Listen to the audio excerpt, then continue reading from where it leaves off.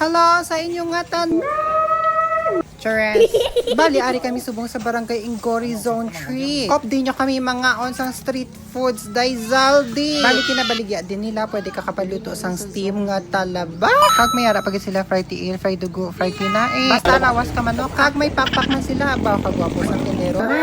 Sa mga nag-crave da, diri lang ilang location sa Barangay Ingori Zone 3. Balang ginalagas namon diri nga kanon ang ilang specialty nga lumpia nga togi. Ang presyo sa ilang ginabaligya bali tag 3.20 na siya tanan no. Amo nang ilang nga sinama kag ang sauce ang ilang mga fried. Kay gamay na lang ang ilang nga lumpia ginubos na lang namon no, ginpakyaw namon. Shout out dagali sa naglibre sa amon bata nakakapitana. Bali alas 4 na inaasang hapon mo na nag-crave kami sang amon nga pala mahawo. Kagaryo pakita ako sa inyo ang nagatimpla sang fry.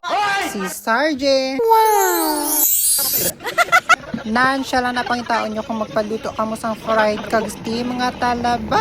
Kanami din sang fried nila nagpadugang kami liwat sang lumpia kag fried na. And by the way, we're done eating. Flex ugali is ito dyan oh.